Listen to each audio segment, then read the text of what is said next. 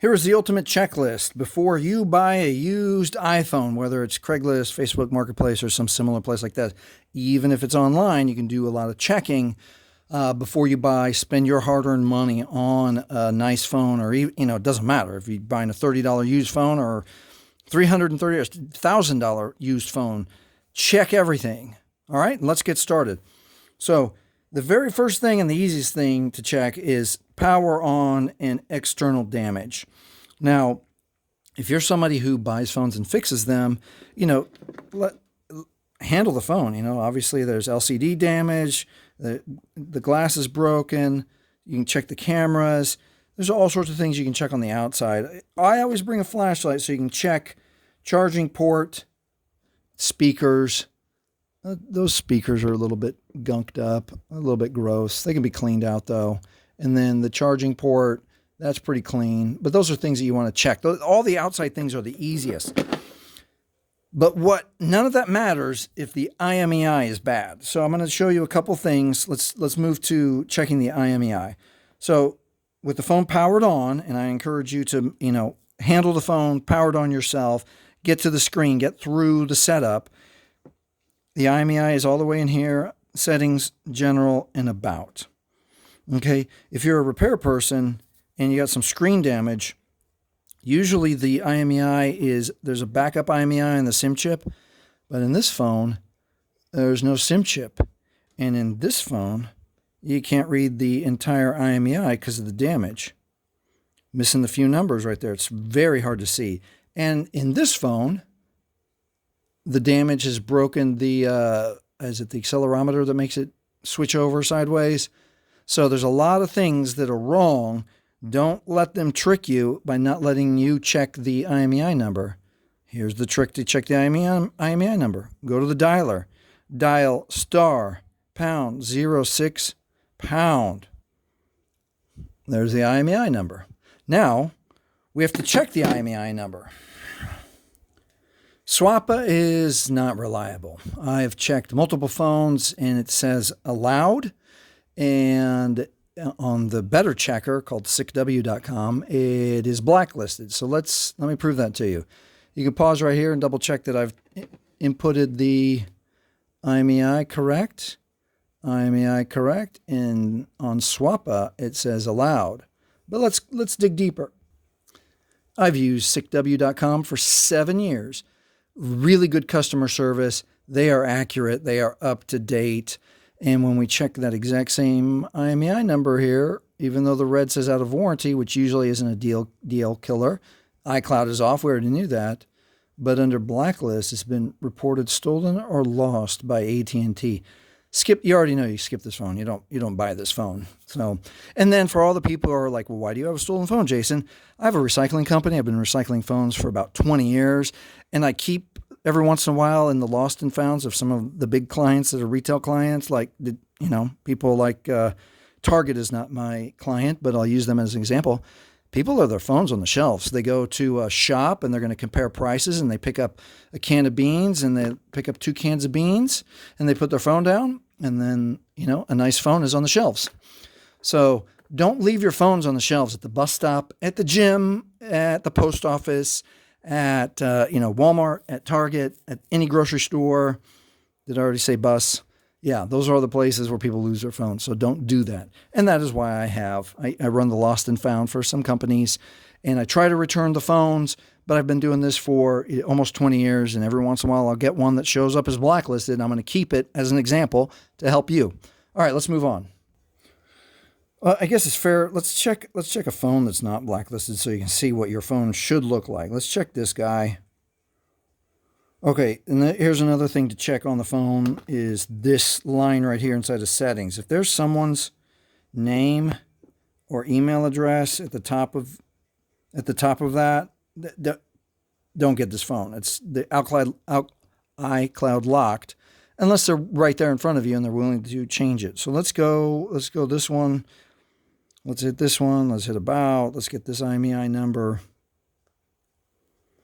There we are. All right, let me enter it.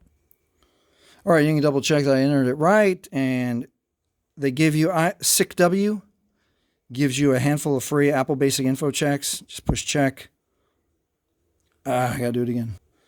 All right, let's make it go this time. Check. And this is what a free and clear report looks like on sickw.com. There we go. Out of warranty, not a big deal. iCloud lock is off. It's not a demo unit. It's not a loaner. It's not replaced. Not refurbished. Not blacklisted. SIM lock, unlock, so you can use it with any carrier. So this is what your report should look like. All right, let's move on.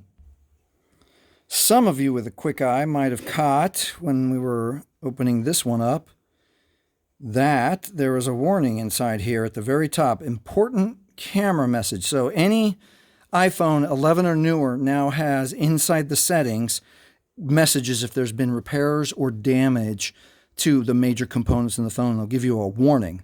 Okay, in this one, the important camera message, it's an unknown part. So if they don't disclose it to you and this pops up, they're trying to cheat you. If you don't mind, if they're a small shop and they make their own repairs and they use discounted parts to make the repairs, that's perfectly acceptable. Do business with them. Support small businesses. But if they're trying to trick you and this pops up, walk away. All right, let's move on. All right. I always encourage everyone to bring their SIM tool. SIM tools look different. And you have to pop open the SIM tray. Now, on this one, we already know that this one doesn't have a SIM tray. But this one is going to tell us something kind of cool or interesting. So, number one, make sure there's a SIM tray in there. Okay? Number two, make sure that it accepts a SIM chip. Okay? Then it plugs in. There's no damage on the tray or the receptacle. Okay? It takes a SIM chip. And then we're going to look up here to see if it reads the SIM chip and if it gets signal and allows us to make a test call. I encourage everyone to make a test call. Okay, while we're waiting for that to power on, let me show you one other thing to check. This phone is blinding me. I can turn that off. All right, so bring a flashlight along because you need to check for water damage. Inside every SIM area is a little white. Let me see if I can get that to look really cool in here. All right, you can see that in there. It's white. It would be very bright red, very easy to see if it was red. Let me see if I can get a little closer. There we go. That's white. So make sure your phone doesn't have water damage. And again, some of these phones can take a beating, can take a little bit of submerging, can take a heavy downpour, and you'll be okay. All right, so let's continue on with our checklist. So make sure that your phone gets signal. Now, I want you to remember this phone is blacklisted by AT&T. I put a different SIM chip in here. Let's see if it works. Thank you for choosing Pizza Hut. To hear our specials prior to ordering, please press 1. So, a little tidbit of knowledge is that if your phone is blacklisted on one carrier, it is remotely possible that the phone will still function with a different carrier. Now, with that said, that's knowledge for you to have. But my position is don't buy stolen phones. All right, let's move on. Let's test the functionality. So different things are going to be important to different people. Like I don't use Bluetooth, so I'm not going to check Bluetooth. I hope it works, but I'm never going to check Bluetooth because I don't use Bluetooth. But the things that most people use are the camera.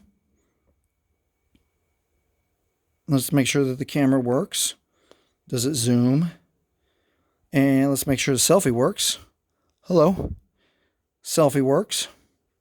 So, and then you can test any of these things that are important to you. If you want to test slow-mo, test slow-mo.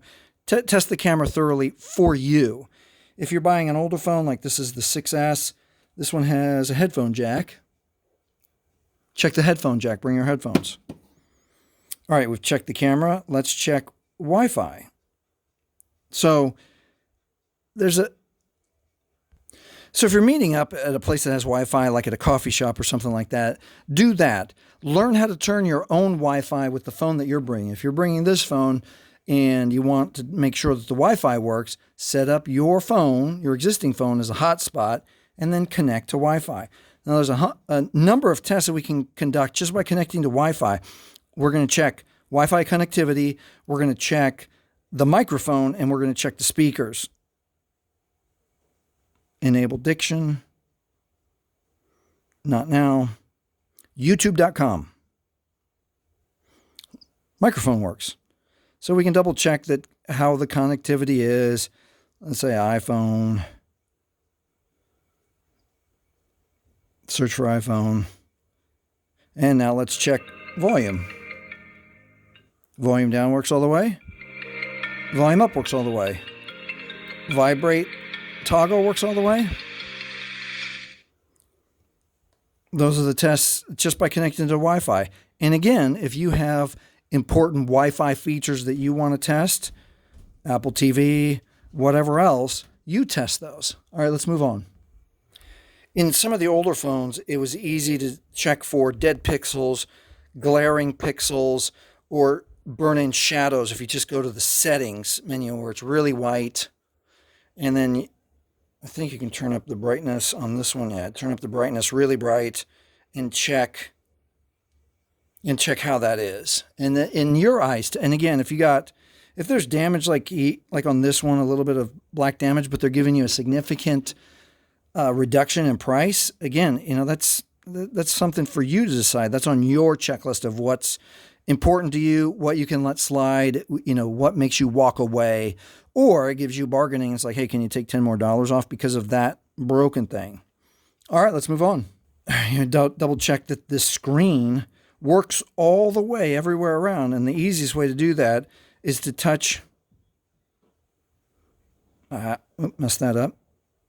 We want to move to make sure that our finger makes connection all just like this. Bring this back to where I want it.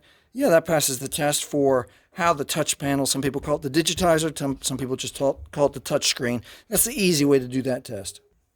All right, and now you can test the battery health. That's another important thing. So you go to settings, scroll down, look for battery, check the battery health, maximum capacity 98. Now, again, if it's a small cell phone shop and they've repaired the battery, it will probably give you a message at the beginning of here. Usually there's a panel in the center of general that will tell you whether there's been a repair, and especially if it's an unauthorized part. And again, that's your checklist. Is that important to you? Will they support you if something fails over the course of the next 3, 6, a year? So you have to decide that. And some people say that you can trick out and reprogram the battery to be a different number than it actually is. I think in the newer iOS versions, they've taken out that capability. Even if you have the old tools that enabled you to do that, I don't think you can do that anymore. So you can have a degree of confidence, as long as you're not in some shady place with a discount that's too good to be true, you should be okay by just going right here and checking the battery. Another thing you can test is maps, compass, different thing. Again, if test the FaceTime, if that's important to you, all these different apps, download an app if that's important to you while you're connected to Wi-Fi. There's a handful of more things, again, that should be, if they're important to you, you find a test for you, that you do it with your own hands to make sure that you don't get cheated, scammed, or ripped off when you're buying a used Apple iPhone. All right, that's it. If this has helped you, please like, please subscribe. Thanks for watching.